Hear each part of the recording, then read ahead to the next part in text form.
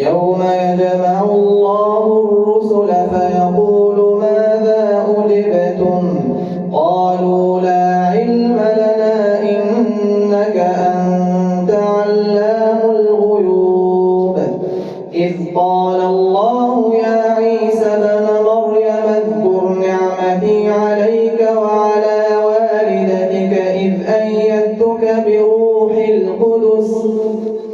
تكلم الناس في المهد وكهلا وإذ علمتك الكتاب والحكمة والتوراة والإنجيل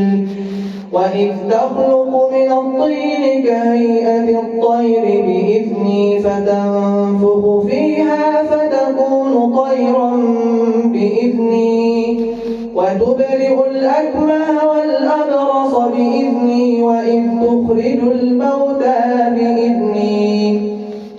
وإذ كففت بني إسرائيل عنك إذ جئتهم بالبينات فقال الذين كفروا منهم إن هذا إلا سحر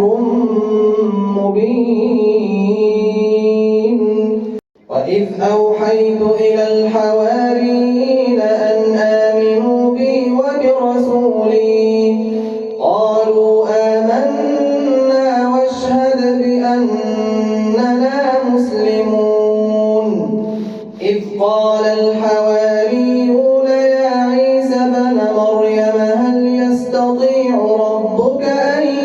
ينزل علينا مائدة من السماء قال اتقوا الله إن كنتم مؤمنين قالوا نريد أن نأكل منها وتطمئن قلوبنا ونعلم أن قد صدقتنا ونكون عليها من الشاهدين قال عيسى ابن مريم اللهم ربنا أنزل علينا مائدة من السماء تكون لنا عيدا لأولنا وآخرنا وآية منك وارزقنا وأنت خير الرازقين قال الله إني منزلها عليكم فمن يكفر بعد منكم فإني أعذبه عذابا لا أعذبه أحدا من العالمين وإذ قال الله يا عيسى ابن مريم أأنت قلت للناس اتخذوني وأمي إلهين من دون الله قال سبحانك ما يكون لي أن أقول ما ليس لي بحق إن كنت قلته فقد علمته تعلم ما في نفسي ولا أعلم ما في نفسك إنك أنت علام الغيوب ما قلت لهم إلا ما أمرتني به أن اعبدوا الله ربي وربكم